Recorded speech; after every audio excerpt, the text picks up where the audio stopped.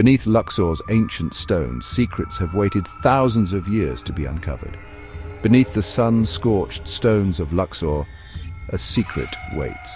It is a whisper carried on the desert wind, a rumor that has persisted for centuries, long after the last pharaoh was laid to rest.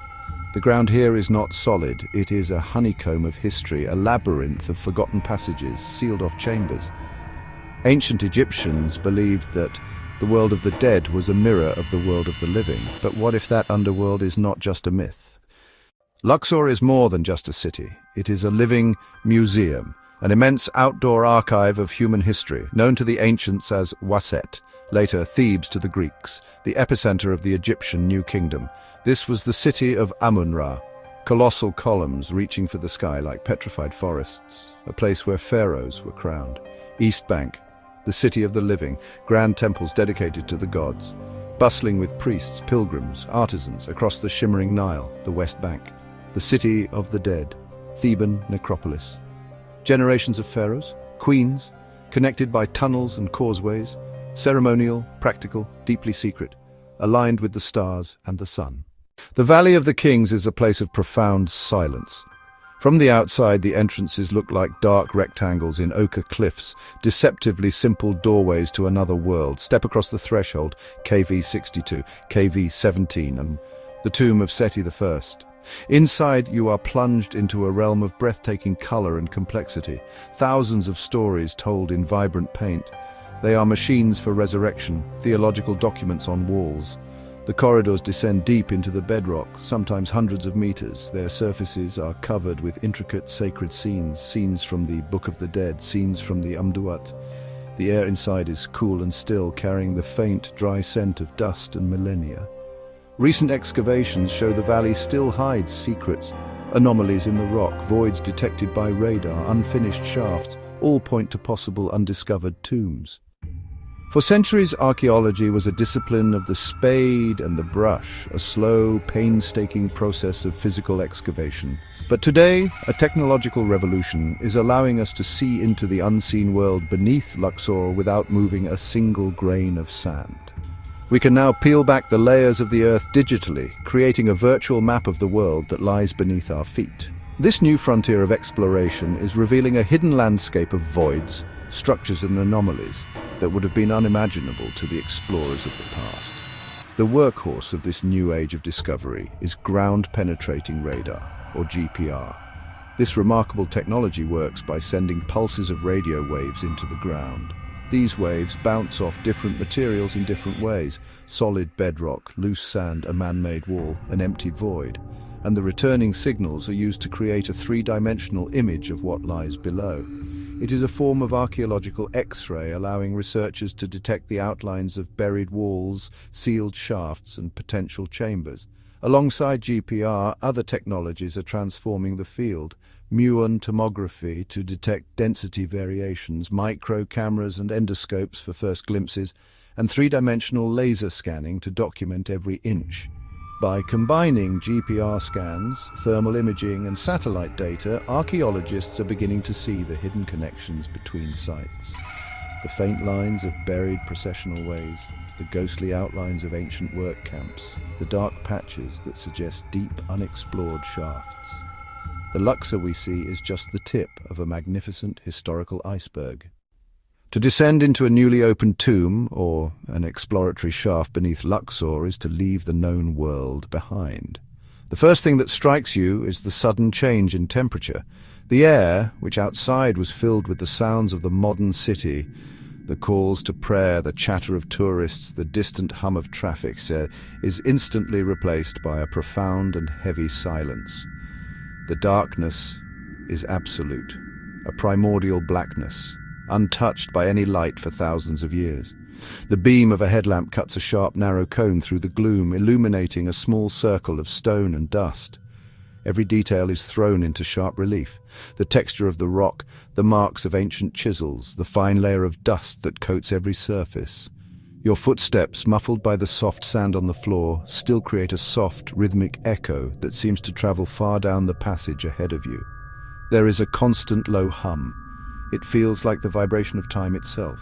Occasionally, a trickle of sand slides down a distant wall, startlingly loud in the oppressive quiet. It is the scent of deep earth, of limestone, and of immense age, a dry, clean smell. In this sensory bubble, the connection to the past feels intensely personal and immediate. This is not just archaeology, it is time travel. The ultimate prize, the hope that drives every scan and every excavation, is the discovery of a completely intact, untouched royal tomb. While the discovery of Tutankhamun's burial was a watershed moment, remember his tomb had been entered and partially robbed in antiquity. The dream, a chamber perfectly sealed, a time capsule preserving a complete, undisturbed funerary assemblage. More than pretty objects, an encyclopedia of the New Kingdom, offering insights into royal burial customs, religious beliefs, the daily life of the elite. Beyond golden masks, nested sarcophagi, perfectly preserved organic materials that are usually the first victims of time. Chests filled with delicate linen garments, papyrus sandals, ceremonial robes. Cosmetic jars still holding fragrant oils. Board games set for a final match. Perhaps even the king's own writing palette. We might find musical instruments, chariots, furniture, all in pristine condition. The greatest hope lies in the potential discovery of lost texts. An intact royal library or a cache of administrative papyri would be of incalculable value. Some anomalies might be storage caches or dummy tombs designed to deceive, or ritual pathways connecting temples and tombs in ways we do not yet understand. Each anomaly is a question mark, a chamber of possibilities waiting to be opened. Among the many mysteries that Luxor holds, none is more captivating than the search for its lost rulers. Some reigns were short, some deemed illegitimate, some rulers were erased. Somewhere beneath the Theban hills, their houses of eternity are waiting. The most sought after of these is the tomb of Nefertiti, far more than a beautiful queen. Evidence suggests she may have ruled alongside Akhenaten, and perhaps even briefly as a pharaoh after his death under the name Neferuaten. Yet, her final resting place is a complete mystery. From Amarna to a hidden chamber within Tutankhamun's tomb, the tomb of Ramesses VIII remains undiscovered, a missing piece in the Ramesside line. The burial of Ankhesenamun, pivotal in the aftermath of Amarna, has never been found. Archaeologists piece together clues from fragmented inscriptions, administrative documents, and tantalizing hints from the landscape itself. Clusters of tombs might suggest a royal nearby. Foundation deposits can signal an entrance. Radar and thermal data are scrutinized for patterns betraying a hidden, royal-sized structure.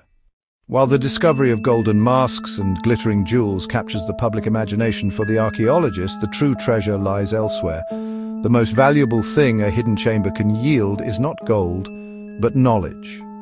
An undisturbed tomb is a closed system, a snapshot of a single moment in time. Intact wreaths can date a burial season. Wine jars reveal vineyards and recipes. DNA clarifies lineage and disease. Even dust holds pollen and microtraces of an ancient environment. Our history leans on official inscriptions and a handful of texts. An archive of administrative papyri, tax records, court transcripts, work logs would open an unfiltered view of ancient life. A lost chronicle could give Egypt's own perspective on the Hittites or the Assyrians. New myths or philosophical works would deepen our grasp of their worldview. A golden dagger ripped from a tomb is just an object. The same dagger in situ beside a pharaoh becomes a vital clue to regalia, technology, and ritual. The chambers beneath Luxor are not treasure chests, they are libraries written in the language of objects. The sands of Luxor are a veil, obscuring a world of untold stories. The ground beneath this ancient capital is whispering, humming with the potential of what remains hidden. We are searching for connection, for a deeper, more intimate understanding of this extraordinary civilization. With every new discovery, we speak their names again, we read their words, and we work to understand the world they built. Any day, a new radar scan could reveal the unmistakable outline of a major tomb. A routine excavation could break through into a passage no one knew existed. And when that door is finally opened, when light floods a chamber that has been dark for 3 millennia, it will be more than just an archaeological discovery. The chambers beneath Luxor may hold the final chapters of ancient Egypt's story.